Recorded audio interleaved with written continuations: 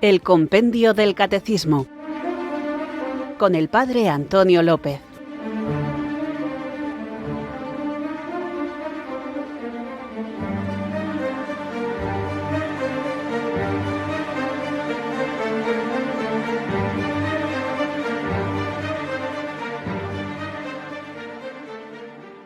Muy buenas, amantes, apasionados, buscadores de la verdad, recibid mi abrazo del Padre Antonio López desde Irurzun, en Navarra, los que os tomáis en serio la invitación de Jesús a seguirle y queréis profundizar en el conocimiento de la fe para madurarla, enraizarla en la vida e irradiarla en el testimonio.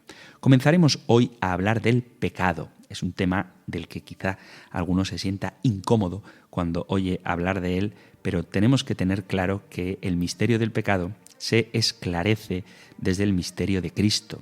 El pecado es una invitación a aceptar el infinito amor de Dios, y reconocer que somos pecadores es reconocer también que necesitamos de ese amor para ser redimidos, para ser salvados. Toda la finalidad de la doctrina y de la enseñanza debe ser puesta en el amor que no acaba, también cuando hablamos del pecado, porque se puede muy bien exponer lo que es preciso creer, esperar o hacer, pero sobre todo debe resaltarse que el amor de nuestro Señor siempre prevalece, a fin de que cada uno comprenda que todo acto de virtud perfectamente cristiano no tiene otro origen que el amor, ni otro término que el amor. Pues tú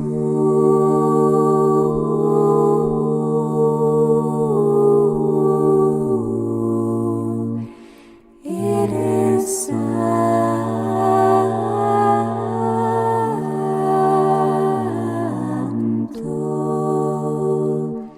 pues tú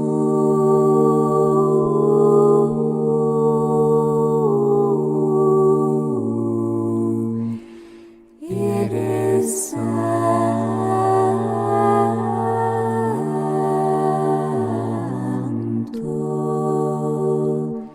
pues tú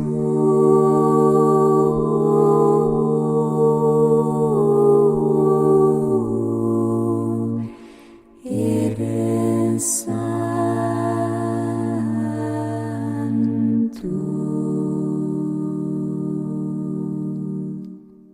Señor, soy un pecador. Perdóname por mi egoísmo, por mi ego, mi orgullo, mi avaricia, mi ira, mi odio, mi lujuria, las tentaciones en las que caigo, mi debilidad, mi falta de fe, mi impureza, mi pereza. Ten misericordia de mí. Dame la fuerza para cambiar.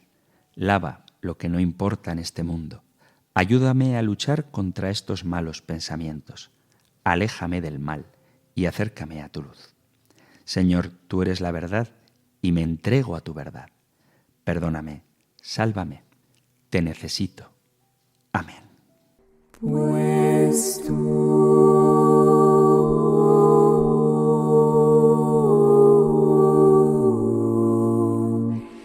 eres santo,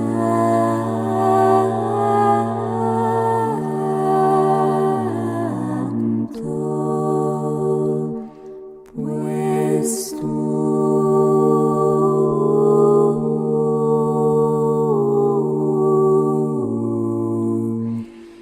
eres santo,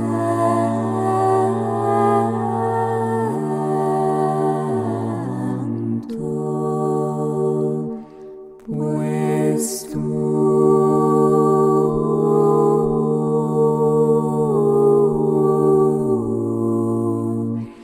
eres santo.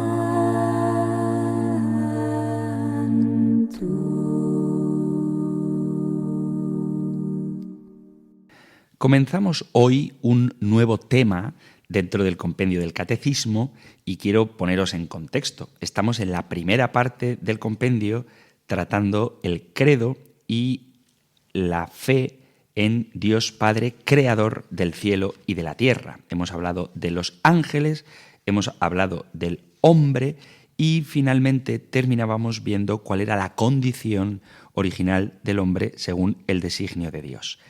Esto funcionó hasta el momento en que el hombre pecó. Y el nuevo apartado que comenzamos hoy dentro del primer artículo del credo es la caída. De manera particular, la pregunta 73 es ¿cómo se comprende la realidad del pecado? En la historia del hombre, responde el compendio del Catecismo, está presente el pecado. Esta realidad se esclarece plenamente solo a la luz de la divina revelación y sobre todo a la luz de Cristo, el Salvador de todos, que ha hecho que la gracia sobreabunde allí donde había abundado el pecado. El pecado es problemático. Daos cuenta de que se habla poco del pecado. El gran Chesterton decía una frase que es que el pecado original es la única doctrina que podemos demostrar.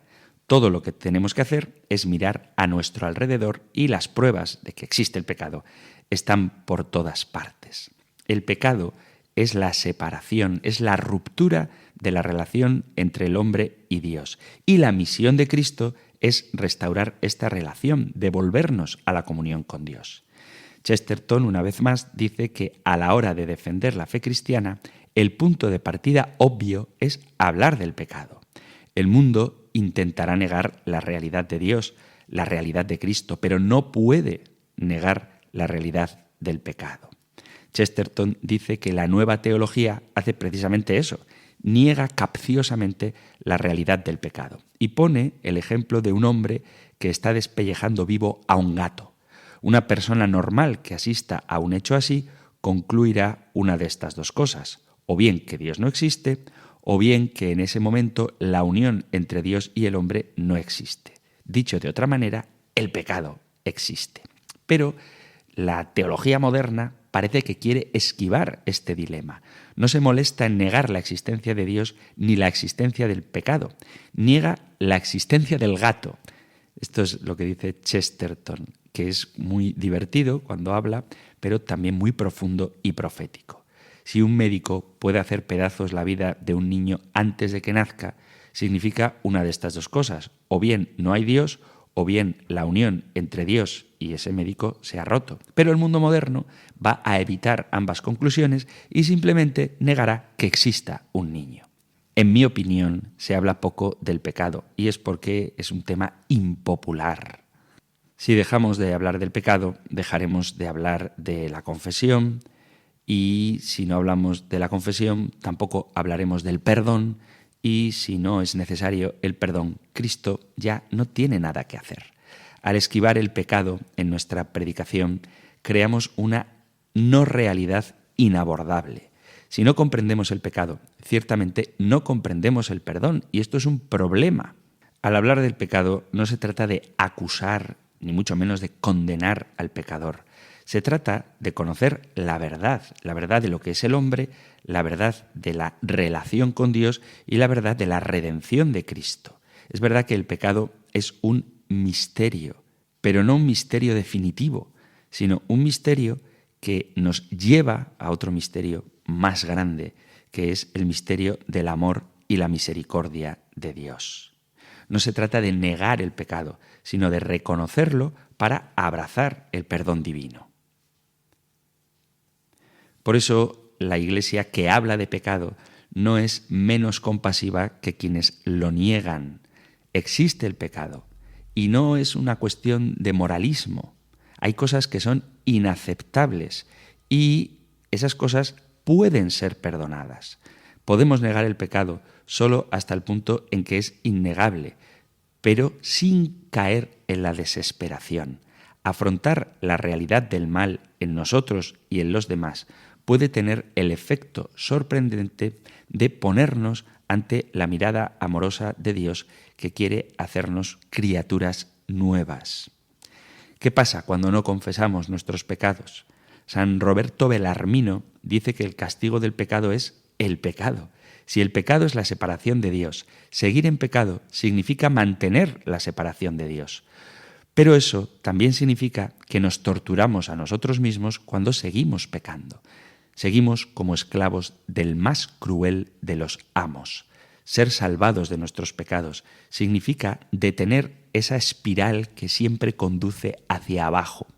Una de las cosas que llevaron a gran Chesterton a profesar y vivir la fe católica fue precisamente el sacramento de la confesión. Él sabía que una iglesia que tenía confesión como una de sus partes integrantes tenía que ser una fe basada en la verdad. El pecado es la gran mentira, pero confesar los pecados es decir la verdad. El pecado es una presión y el confesionario es la puerta de salida. Cristo, que es la verdad, ha venido a liberarnos. Por lo tanto, es importante que reconozcamos la realidad del pecado porque desde ella podremos conocer mucho mejor y vivir de una manera más liberadora la salvación, el perdón, la misericordia que Cristo nos ofrece. Hablemos, pues, del pecado, en primer lugar, desde la perspectiva bíblica. En una visión general de conjunto podemos establecer una triple división en el Antiguo Testamento.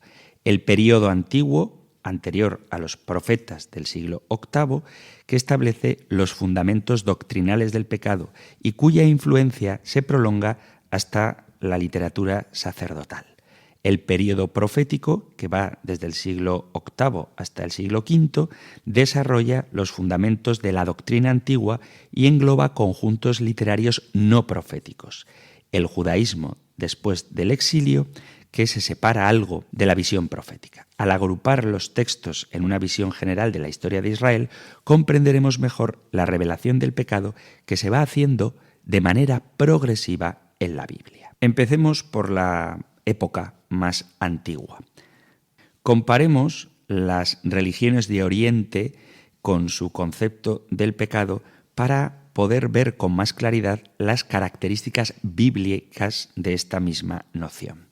En Egipto, las protestas de inocencia, conservadas en el Libro de los Muertos, nos dan una idea bastante completa de su noción de pecado. Cuando el difunto aparece ante el tribunal de Osiris para presenciar la valoración de su alma, le es necesario pronunciar una fórmula ritual que manifieste su inocencia ante los dioses. La lista de los pecados es muy irregular. Figuran en ella tabús religiosos y preceptos esenciales en la vida de la sociedad. Los dioses detestan lo que la conciencia humana condena: robo, adulterio, injusticia. Sin embargo, el concepto de pecado acentúa más la materialidad de los actos que la propia intención de estos. Las protestas de inocencia parecen estar dotadas de cierta eficiencia mágica que asegura la pureza interior del muerto y su entrada en el paraíso.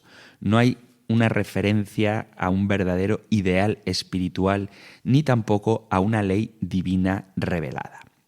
En la religión mesopotámica, este juicio del más allá no existe. La doctrina del pecado se ha de buscar en las oraciones penitenciales y de súplica. La prueba de su existencia nos viene dada por la miseria humana, derrotas, hambre, enfermedades. El suplicante deduce de estas circunstancias que ha provocado la ira de algún dios y ahora experimenta su venganza. Confiesa, pues, su pecado y pide perdón. Cualquier violación de la voluntad de algún dios es pecado.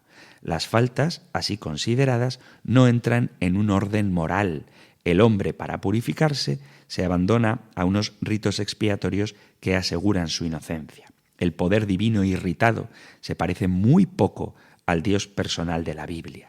Los formularios de las oraciones están dirigidos a cualquier Dios, conocido o desconocido, a quien el pecado haya podido desairar. En primer plano está la utilidad del pecador y su conversión interior no aparece. La idea de pecado en estas religiones antiguas no es la misma que la que nos muestra la Biblia. La palabra de Dios escrita tiene una noción esencialmente religiosa del pecado, cuya gravedad se sitúa en el orden de la acción. El pecado es un acto, o más profundamente, una actitud del hombre ante Dios. Para calificar esta actitud del hombre hay que referirse necesariamente a la voluntad objetiva de Dios que se manifiesta en su ley. Esta noción de pecado tiene como fundamento la historia de la alianza. Dios, por su propia iniciativa, entra en relación religiosa con el hombre fijando unas condiciones: el cumplimiento de su ley. Al apartarse el hombre de esta ley, peca. El vocabulario hebreo que se describe el pecado advierte esta relación personal entre Dios y el hombre. La raíz de la palabra pecado señala el extravío del buen camino que es la ley de Dios. Hay otra palabra que también hace referencia a pecado que indica la infidelidad a Dios. El pecado manifiesta, pues, la conducta del hombre contraria a los mandamientos del Dios de la alianza. Esta relación pecado-ley se encuentra no solo en el campo jurídico, sino que entra en la historia personal de la salvación del hombre. La noción bíblica de pecado aporta una novedad, y es que distingue entre materia e intención.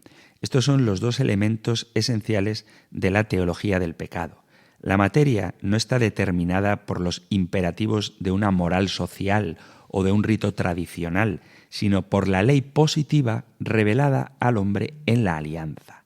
La Torá, por ejemplo, al asumir lo que llamamos religión y moral natural, presenta sus preceptos morales y religiosos como revelación de la autoridad divina.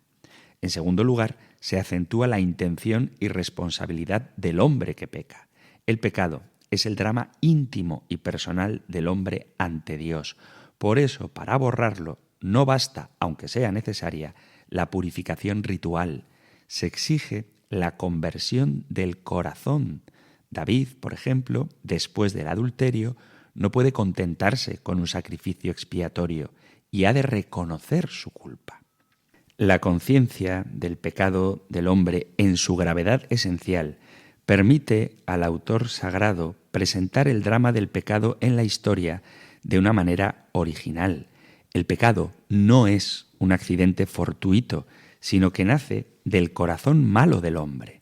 Los deseos del corazón humano desde la adolescencia tienden al mal, dice el capítulo 8 del Génesis. Esta concepción realista de la naturaleza humana que ve el mal como anclado en la sociedad y en el individuo. Es cierto que también hay justos, pero estos no se muestran como impecables. El mal en la historia se hace algo más inteligible en función de la responsabilidad individual, sufrimiento y muerte como castigo, y de la sociedad humana que responsabiliza entre sí a los miembros de la comunidad y con las futuras generaciones. Es una ley de la historia el que el hombre, al enfrentarse con Dios, decide no solo su propio destino, sino también, de alguna manera, el de aquellos que dependen de él. Por el pecado del primer hombre, todas las generaciones quedan marcadas por la cólera de Dios. Desde entonces, el sufrimiento y la muerte gravitan sobre nosotros. Vamos ahora con el período profético. Los profetas anteriores al exilio no aportan una innovación doctrinal esencial, pero su mensaje sí que señala un desarrollo considerable al subrayar el triunfo escatológico de Dios sobre el pecado. Muchos discursos proféticos denuncian los pecados de Israel, pero contrariamente a los escritos sacerdotales, lo hacen sin una referencia explícita a la ley. No es fácil establecer una jerarquía de valores morales válida para todos los profetas, pero todos acentúan las exigencias morales y religiosas primordiales tanto de la vida social como en las virtudes individuales. La conciencia humana parece afinar más en lo que Dios quiere de los hombres. Los profetas insisten en la responsabilidad del pecador, anuncian el castigo a los culpables y la necesidad de la conversión. Conversión moral, puesto que los pecados son de orden moral, pero más profundamente la conversión religiosa, ya que se trata de verdaderas infidelidades al Dios de la alianza. De hecho, se compara el pecado y la relación con Dios con las relaciones padre-hijo y esposo-esposa, destacando la profundidad y la malicia del pecado. Os animo a que leáis al profeta Oseas en el capítulo 11, versículos del 1 al 6, y de manera muy especial, pasaje que a mí me gusta mucho, el capítulo 16 completo del profeta Ezequiel. Aquí se ve la bondad del Dios amoroso y la maldad del pecador. Los profetas se fijan en la realidad actual del pecado en la historia, más que en el propio origen. Ven el pecado como la presencia activa del misterio del mal en el corazón humano.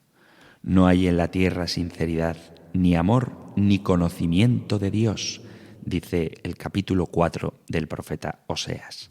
El pueblo de la alianza y de la ley se entrega voluntariamente al mal, no escucha la voz de los profetas. Su endurecimiento es trágico. La doctrina profética llega a una paradoja: la responsabilidad del pecador y la imposibilidad de que el hombre por sus propias fuerzas se convierta. El drama del pecador no tiene solución humana. La escatología describe la transformación del ser humano por la gracia y es la nueva alianza entre Dios y los hombres. Dios da a los hombres la justicia, la fidelidad y el amor que les exige. Esto lo podéis leer en el capítulo 2 de Oseas, capítulo 2, versículo del 16 al 22. Es Dios, como dirá el profeta Ezequiel, en el capítulo 36, versículo a partir del 25, quien envía el Espíritu para que el hombre pueda cumplir esta ley. Y es Dios, como dice Jeremías capítulo 31, versículo 31, el que inscribe su ley en los corazones. Así se obtiene el perdón de los pecados, la conversión del corazón que solo Dios puede realizar. Este es el don escatológico de la salvación que viene en la figura de un Salvador mediador de esta nueva alianza. Él participará de la condición humana, dolor y muerte, y realizará la purificación del pecado. La teología del pecado y de la salvación son correlativas. Esto es lo que enseñan los profetas. ¿Cuál es la doctrina del pecado en el judaísmo post-exílico? Los sabios y los salmistas después del exilio acentúan los aspectos religiosos y morales del pecado. Su ley está centrada en la fidelidad y el cumplimiento del decálogo. Son conscientes, sin embargo, del mal interior que afecta al hombre. La corrupción es universal. El pecado anida en el ser humano. Dos actitudes son necesarias en el hombre: la conversión y la gracia. De manera especial, el salmista implora la purificación interior y el espíritu divino que vence al mal. En esto sigue lo que enseñaban los profetas. Algunos textos de judaísmo tardío manifiestan ya la dualidad entre la corrupción y la gracia. La humanidad siente en su interior la lucha de dos espíritus y la llamada divina a la conversión. Pero en otros escritos parece que el pertenecer a una secta como la de los esenios y la misma observancia de la ley bastarían para asegurar la salvación.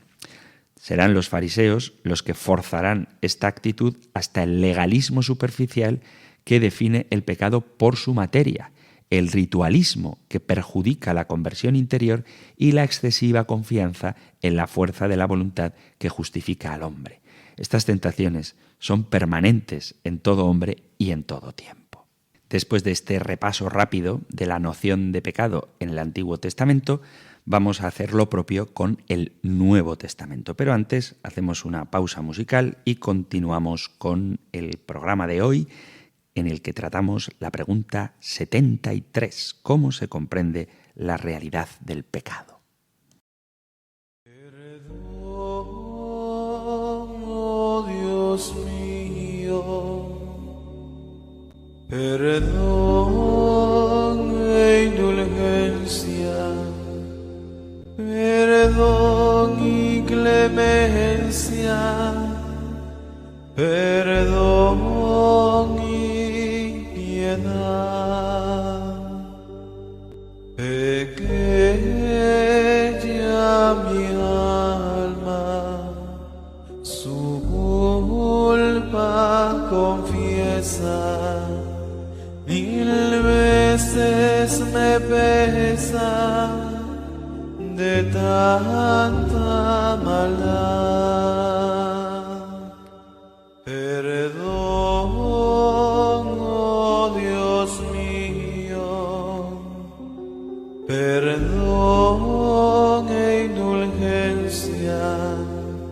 perdón y clemencia, perdón y piedad. 1000 veces me pesa de haber mi pecado, tu pecho rasgado, oh suma bondad. Perdón, oh Dios mío, perdón e indulgencia, perdón y clemencia, perdón y piedad. Yo fui quien del duro, madero inclemente, te puso pendiente con vil impiedad. Perdón, oh Dios mío, perdón e indulgencia, perdón y clemencia, perdón y piedad, perdón y piedad. Estás en Radio María escuchando el Compendio del Catecismo, el programa para apasionados buscadores de la verdad que puedes sintonizar de lunes a viernes de 4 a 5 de la tarde, una hora antes si nos escuchas desde las Islas Canarias. Hoy hemos comenzado a hablar de la caída y la pregunta 73 es cómo se comprende la realidad del pecado. Antes de la pausa musical hemos hecho un recorrido a lo largo de la historia del Antiguo Testamento sobre cómo ha ido profundizándose en la realidad del pecado y la diferencia que hay entre el concepto bíblico de pecado y las religiones orientales con las que convivió el pueblo de Israel, la egipcia y la mesopotámica, y cómo éstas entendían el pecado, para mostrar la gran diferencia que hay entre estas ideas de pecado y lo que nos revela la palabra de Dios. La gran diferencia está en que el pecado en la Biblia se entiende como una ruptura con Dios. La referencia propia de lo que significa el pecado es Dios, no solamente una falla humana, sino una infidelidad a lo que Dios ha revelado. Vamos ahora con el Nuevo Testamento. El Nuevo Testamento nos revela el pecado humano desde el misterio de la cruz y la resurrección. Vamos primero con los evangelios sinópticos. Jesús esclarece el misterio del pecado cuando habla explícitamente de él e implícitamente cuando anuncia la redención. La insistencia de Cristo sobre la ley recae más en la intencionalidad que en su observancia material. Lo podéis leer en el capítulo 5 del Evangelio de San Mateo a partir del versículo 20, con aquel famoso «se os ha dicho, pero yo os digo».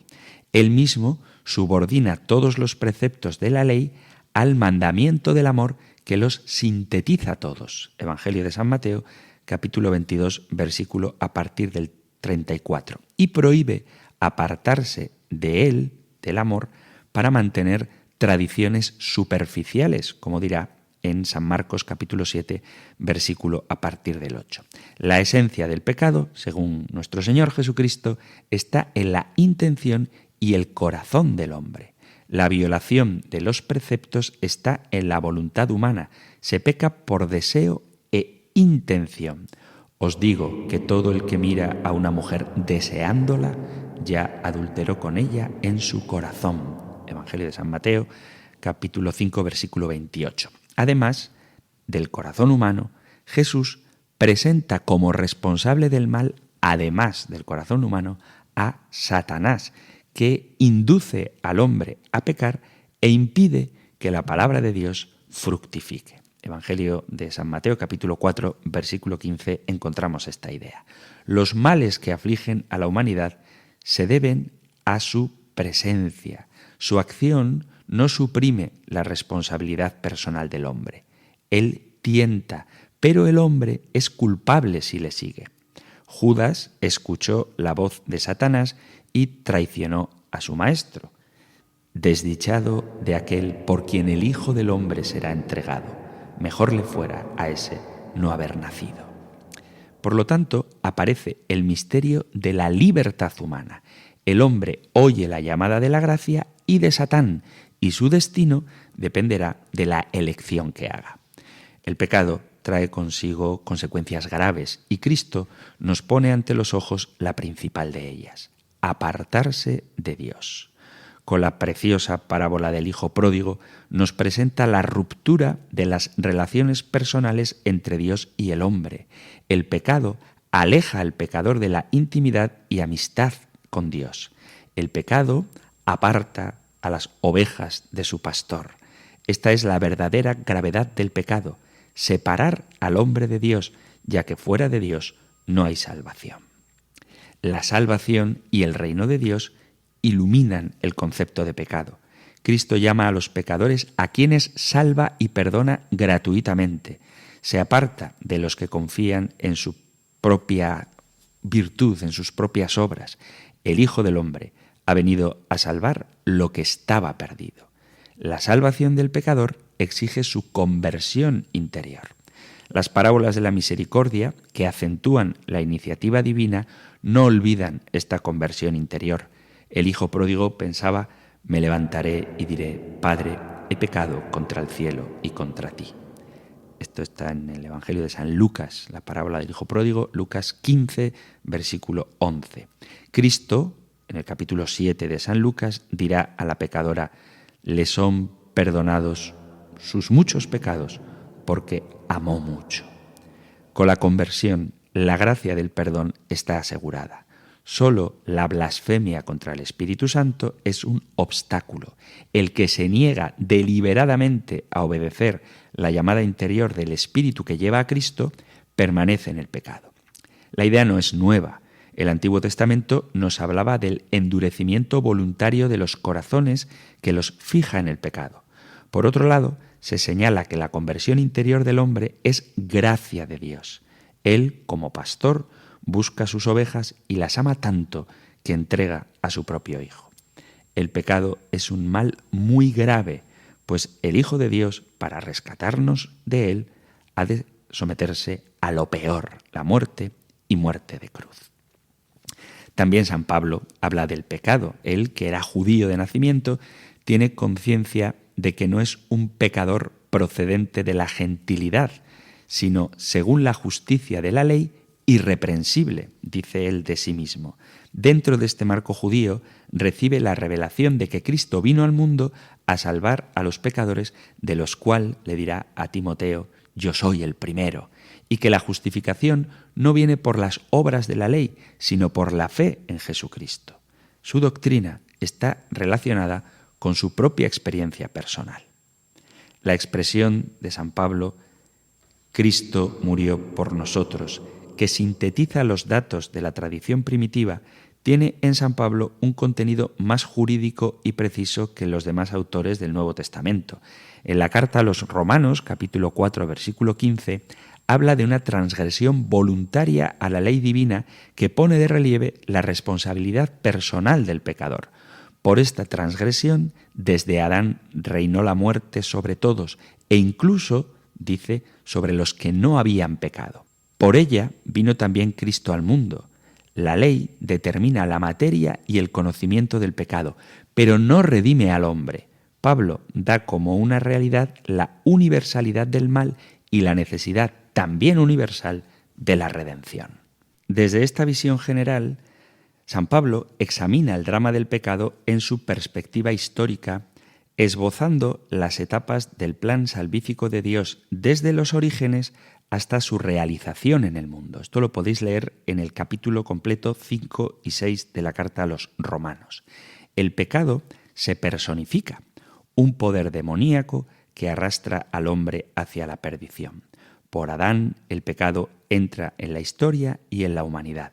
Los hombres seguirán esclavos del pecado si la gracia de Dios no los redimiera. Dios actúa en dos tiempos, la ley y el pecado. Por la ley solo nos viene el conocimiento del pecado, sin dominio nuestro sobre él. Dios no se sirve de esta ley más que para encerrarlo todo bajo el pecado y para que aparezca la gratuidad de la elevación en Cristo. Esto lo encontráis en el capítulo 3 de la carta a los Gálatas. Por la muerte de Cristo, el pecado es vencido. La gracia justifica a los hombres no en virtud de sus obras, sino por la fe en Cristo.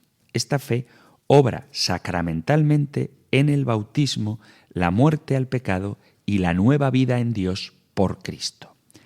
Es el desenlace del drama provocado por la transgresión original. Las promesas escatológicas de los profetas se han cumplido y podemos reanudar la amistad e intimidad divinas. En esta visión integra Pablo todos los elementos esenciales de los autores sagrados anteriores. Solo queda un poco en la penumbra la responsabilidad por los pecados individuales, pero lo tratará más adelante. San Pablo no ignora que cada individuo se renueva en su interior el drama cuyo desenlace será la salvación o la perdición personal. El hombre, dice en el capítulo 6 de la carta a los Romanos, versículo 17 en adelante, nace esclavo del pecado. Su libertad no queda suprimida, porque él es responsable, pero sí herida por el pecado que le inclina hacia el mal. A esta disposición espontánea de la voluntad humana, San Pablo la llama carne. Cuando el hombre vive según la carne, las pasiones de los pecados obran en sus miembros. La ley no es pecado, pero por ella se conoce el pecado y éste alcanza la raíz misma de la libertad humana. El hombre es un ser dividido, empujado hacia direcciones opuestas por carne y espíritu. Si pues hago lo que no quiero, reconozco que la ley es buena, pero entonces ya no soy yo quien obra esto, sino el pecado que mora en mí. Carta a los Romanos capítulo 7, versículo 16.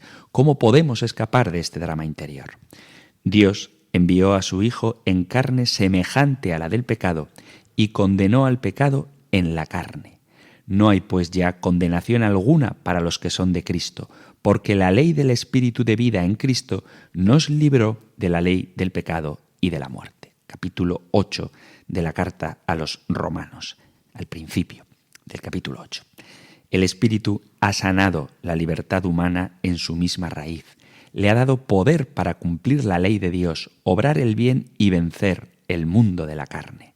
En cualquier momento se nos ofrece a nuestra conciencia una elección: la esclavitud del pecado de la carne y de la muerte, hacia la cual nos inclina nuestra espontaneidad, o la auténtica libertad en el servicio de Dios, llevados por la fuerza del Espíritu. De esta íntima elección depende nuestro destino, según las propias palabras de San Pablo. El sueldo del pecado es la muerte, pero el don de Dios es la vida eterna en nuestro Señor Jesucristo. Romanos capítulo 6, versículo 23. Esta visión de la conciencia humana supone en el pecado dos aspectos estrechamente ligados entre sí: la materia, especificada por los preceptos de la ley divina. Desde este punto de vista, las listas de los pecados son muy parecidas a las del Antiguo Testamento, y el consentimiento dado por la voluntad a las fuerzas interiores del mal frente al espíritu. Esto es lo que nos enseña San Pablo. Con respecto al apóstol Juan, en sus escritos, lo que él dice sobre el pecado no es tan abundante como San Pablo, pero su teología del pecado es muy rica. En las cartas, San Juan considera el problema del pecado en la vida cristiana, mientras que en el Evangelio muestra el drama del pecado anudado en torno a Cristo. En su primera carta, San Juan muestra una teología de la redención idéntica a la de San Pablo. Cristo nos purificó de todo pecado. Primera carta de Juan, capítulo 1, versículo 7. Siendo Él propiciación no solo por los nuestros, sino por los del mundo entero. Para el cristiano purificado por el bautismo, el problema del pecado adquiere una importancia particular. Él sigue también entre el espíritu de la verdad y el espíritu del error, y será de Dios o del mundo, según su actitud frente a este doble espíritu. Esta idea del doble espíritu la tenéis en la primera carta de Juan, capítulo 4, versículos a partir del 4. Interesa, pues, que el bautizado, nacido de Dios, no peque, porque la semilla de Dios depositada en él es incompatible con el pecado, y que no ame al mundo, ni lo que hay en él, concupiscencia de la carne, de los ojos y orgullo de la vida. Primera carta de Juan, capítulo 2, versículo del 15 al 17. Esta actitud fundamental debe dominar la vida cristiana, apartarse del mal, que San Pablo llamará la carne, y adherirse al Espíritu de Dios, que San Pablo llama docilidad al Espíritu. Esta actitud cristiana radical en la práctica se traduce en la obediencia a los preceptos de Dios. Lo contrario sería mentir. Es verdad que la ley se resume en el mandamiento único del amor, pero el amor y la fe en Cristo, síntesis de toda la ley, implica el cumplimiento de todos los preceptos. Es necesario adoptar esta actitud para que el pecado salga definitivamente de nuestra existencia. Todos somos pecadores, incluso bautizados. Hemos de confesar nuestra debilidad y nuestro pecado dentro ya del camino del Espíritu. Así nuestra conversión, obrada radicalmente por el bautismo, se actualiza mediante nuestros actos concretos, como la redención del pecado obtenida por Cristo una vez y para siempre, se actualiza en el marco de la historia cristiana. Por la fe nuestra vida, ya desde el bautismo, vence al mundo. Solo por la infidelidad al Espíritu viene el pecado irremisible. No se puede ir a la vida si se escoge voluntariamente permanecer en las tinieblas, cerrándose al amor, a la fe y a la salvación. La espiritualidad de San Juan muestra este punto paradójico del hombre, su debilidad y su responsabilidad, que le pueden llevar a la perdición o a la salvación. Se trata de una libertad necesitada de una gracia más fuerte que ella y dotada al mismo tiempo de una posibilidad de elección frente al doble espíritu. El mismo Dios, en el desarrollo histórico del ser del hombre, le propondrá una decisión fundamental de la que dependerá su destino. Este es el punto difícil de la vida cristiana. En la vida cristiana, todo gira alrededor de la opción que el hombre toma frente a Dios.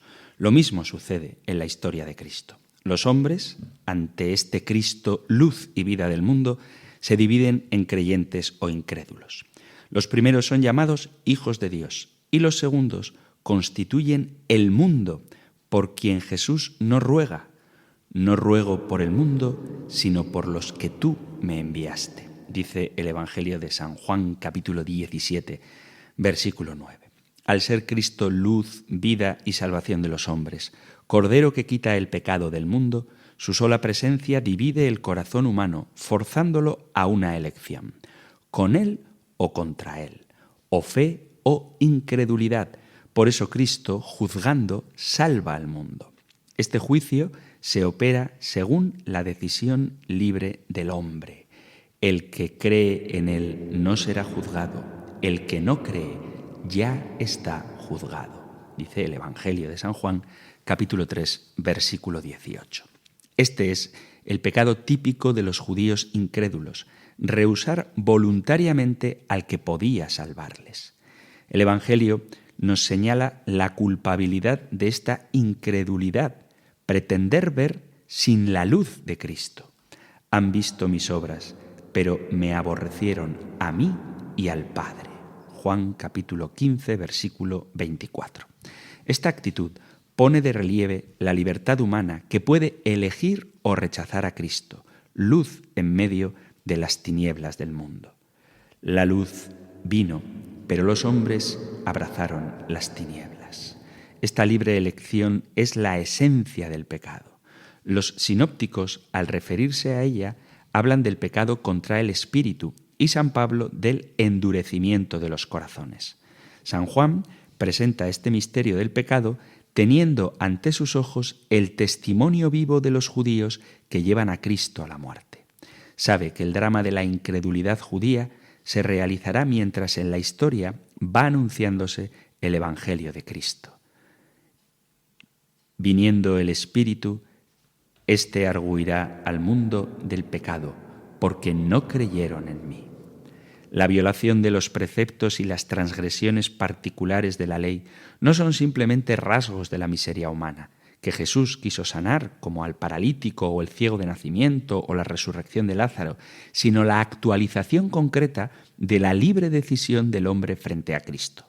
Esta descubre el camino secreto que conduce el alma hacia las tinieblas. Es el caso, por ejemplo, de Judas. Empieza la multiplicación de los panes y le siguen los signos claros de murmuración y queja del Maestro. Cede a la tentación y se esconde en la noche más profunda del pecado. Su contraste es Pedro pecador, que niega al Maestro. Su afecto, su corazón, no obstante, permanecen en Cristo hasta llegar a la sinceridad más profunda en su conversión, por la que se le confiere el mando de la Iglesia. Vemos la debilidad humana junto al corazón endurecido ante Cristo. Qué desenlace tan distinto para ambas actitudes, a pesar de que ambos pecaron. A través de los dos testamentos se evidencian las líneas de fuerza que articulan la teología del pecado. En un plano inmediato aparece el pecado como correlativo a la ley de Dios, pero no en un sentido puramente jurídico, sino como expresión de la voluntad objetiva e inmutable del Creador sobre los hombres. Les da a conocer su fin y el camino que conduce a él. Hablar así de la ley divina supone tener presente todo el lenguaje analógico y simbólico respecto a Dios, analogía y simbolismo que no caen en el mito ni traicionan la realidad divina, sino que por el contrario dejan entreverlo como perteneciente a otro orden. Decir que esta noción del pecado es un rasgo específico del Antiguo Testamento abolido ya por el Nuevo y que el régimen de la gracia y del Espíritu Santo sustituyen la ley y la letra es confundir el sentido de los escritos de San Pablo y de San Juan que contrastan estos dos regímenes. En realidad, Dios da a conocer su voluntad primero, como dice la carta a los romanos, en la misma conciencia, después por la ley positiva revelada en el Antiguo Testamento y finalmente por los preceptos de Jesús. A través de estas etapas se perfecciona nuestro conocimiento de la voluntad de Dios centrada en el máximo mandamiento del amor. Amor que exige actitudes determinadas, normas fijas de conducta. Veamos ahora la otra cara del problema del pecado, la deliberada violación de la ley divina. Aquí entra en escena el misterio del mal, cuyo descubrimiento se ha hecho progresivamente en el curso de la revelación bíblica. El Nuevo Testamento lo ha puesto en una evidencia total. Este misterio del mal, este peso del pecado, es mayor que el poder del hombre. Sus propias fuerzas no bastan para vencerlo. Es preciso el sacrificio de Cristo. Es el Espíritu de Dios que le libera del pecado, obrando en él una transformación interior que nos permite llamar a Dios Padre y posibilita la observancia de los preceptos. Esta victoria práctica sobre el pecado supone la decisión humana, pero es fruto del Espíritu Santo. Visto así, el problema del pecado es esencialmente espiritual, es una opción contra Dios. Ya desde el Antiguo Testamento se va delineando con claridad el drama de la libertad que rechaza a Dios. En el caso de Adán y Eva, o del endurecimiento de los corazones que hace fracasar la alianza del Sinaí, el pecado, además de debilitar la voluntad, es un peso que la inclina a decidirse contra Dios, pero la gracia divina viene a contrapesar esa influencia, de tal manera que, donde abundó el pecado, sobreabundó la gracia. La lucha del hombre contra el pecado se desarrolla en dos planos distintos. En un primer nivel, el hombre se esfuerza en amar a Dios respondiendo a sus fracasos y caídas con una confesión sincera y un deseo de conversión en continua renovación. En un segundo nivel se destaca la opción esencial, su adhesión a Cristo y su decisión de fe. Si por orgullo o desesperación cede a la tentación, comete un pecado de muerte, como lo llama la primera carta de Juan, o la blasfemia contra el Espíritu Santo, que no será perdonada ni en este mundo ni en el venidero. Mientras el hombre vive en este mundo, el pecado y el Espíritu de Dios se disputan su corazón. En la existencia que Dios le da aquí, el hombre ha de decidirse en la penumbra de la fe antes de la visión cara a cara definitiva, donde encontrará toda su plena alegría. El pecado es una mala acción que absolutamente debe evitarse. Constituye el mayor mal y hoy en día parece que no hay una conciencia clara de lo que el pecado significa, de tal manera que ya Pío XII decía que el mayor pecado de nuestro tiempo es que los hombres han perdido el sentido del pecado. El pecado comporta el rechazo de la recta razón, o sea, el rechazo de la verdad y el rechazo del amor de Dios, que nos indica cuál es nuestro verdadero bien. Todo pecado, directa o indirectamente, es un desprecio de Dios y de su amor. El pecado corta en nosotros el hilo directo con la vida y da muerte al alma. Igual que la enfermedad debilita y destruye el cuerpo, así el pecado es esa enfermedad espiritual que debilita y mata la vida del espíritu. En Cristo crucificado, el pecado revela su verdadera naturaleza. No es sólo desobediencia a un mandamiento divino, sino una condena a muerte del amor con mayúscula. Y este es su terrible poder. Pero, y esto no lo olvidemos nunca, el crucificado es poderoso. Jesús, con su muerte, nos revela el verdadero rostro atroz del pecado, pero con su crucifixión y muerte nos ofrece una fuente inagotable de perdón. Vamos a continuar en los programas siguientes hablando del pecado y de manera particular hablaremos del pecado original, el pecado que rompe esa relación con Dios y que Cristo viene a redimir. No se quede nadie con una visión catastrofista del pecado en el sentido de que Él tenga la última palabra. La última palabra la tiene Cristo y Cristo resucitado, la última palabra la tiene el amor eterno, infinito, inmutable de un Dios que nos ofrece la posibilidad de volver a la comunión con Él. Y ese es su mayor deseo y por eso envió a su Hijo al mundo. Así que renunciemos al pecado y abracemos la bondad de Dios que se nos ha manifestado en Cristo Jesús. Lo dejamos ya porque se ha terminado el tiempo para el programa de hoy y antes de hablar del primer pecado del hombre, hablaremos de la caída de los ángeles, una expresión donde se indica que Satanás y los otros demonios habían pecado contra Dios antes de que lo hicieran Adán y Eva. Un tema que seguro que es muy interesante, pero que tendremos que dejar para otro programa. Os recuerdo que si hay alguna pregunta que queráis hacer, algún testimonio que dar, alguna duda que aclarar, alguna idea que debatir, tenéis a vuestra disposición el correo electrónico compendio@radiomaria.es, compendio@radiomaria.es o el número de teléfono para WhatsApp 668 594 383, que además permite el formato de audio que tanto me gusta, donde podéis enviar vuestros mensajes. 668-594-383 o compendio@radiomaria.es.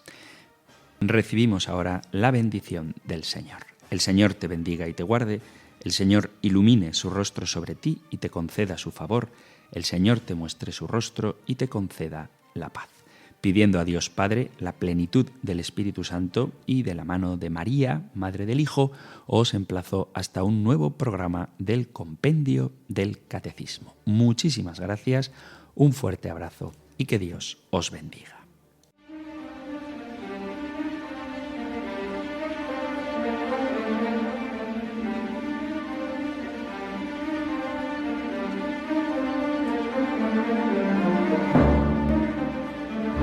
El Compendio del Catecismo con el Padre Antonio López.